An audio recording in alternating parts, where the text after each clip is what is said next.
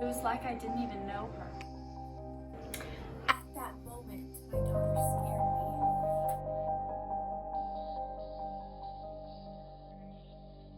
me. Alice was always a special girl. She never really had any other friends besides Sam. Sammy helped out at shelters, picked up trash along the highway, and was just a genuinely good person. So, of course, when she befriended Alice, we were ecstatic. We never knew that Allie was even capable of something like this. On the night of September 16th, 2019, Samantha Young was found brutally murdered in her family home. The first suspect, her boyfriend. When the police started investigating, obviously I was the first suspect. The night before they found, we had an argument, and she walked out of our apartment. Went to her mom's. I didn't know this was the last time I was ever gonna see her. We all knew that Sam and Jason were having problems. It wasn't a secret. They fought a lot.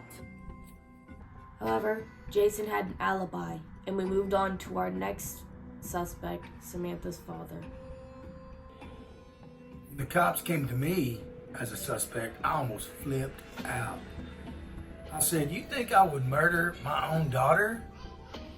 What kind of monster do you think I am?" Then they explained it was just procedure, that they had to ask all the family questions. However, I was staying at my sister's house for the night and didn't come back until the next day. That's when I found it. It was starting to feel hopeless. We had no leads, but then we received a call from Lily Porter. Dallas Police Department, how can I help you today? I'm calling about the murder of Samantha Young. I knew my sister went over to Sam's house that night. I didn't know she was involved in any way. I didn't even consider her to be able to do something really evil. I figured out that she might have information about what they were doing that night.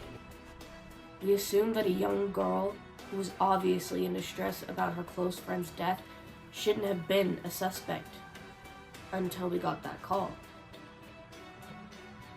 We brought her into questioning and interrogated her about the day of Samantha's murder.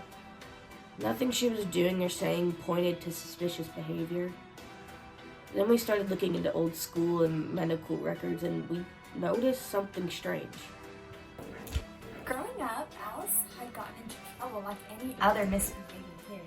She scratched kids at school a couple of times, and once she bit a classmate, but it never really escalated to anything more until she brought home a dead animal she found on the street outside and started dissecting it before me or my husband could get back from work. I walked into the house. I just smelled right.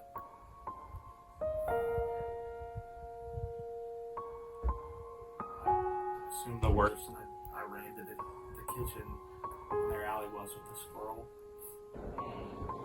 She had this look on her face that was just completely devoid of any emotion. Then I arrived home and saw the dead thing in my kitchen, and at that moment my daughter scared me. That incident was not how we caught her. However, it did worry me, as being curious about the insides of animals shows signs of psychopathy. She was always so quiet and reserved unless Sam was around. She used to be very violent when Lily was born. I was afraid she would hurt her just like that squirrel. So I tried to keep Alice away from her sister, but I forgot to warn the babysitter one night, and she ended up breaking Lily's arm. While looking at past medical records of the Porter family, we spotted Lily's broken arm. Abuse was a concern, as it seemed it wasn't the first hospital visit for the girl. However, after receiving the report of both parents, we issued a psychological evaluation for Alice, and she failed.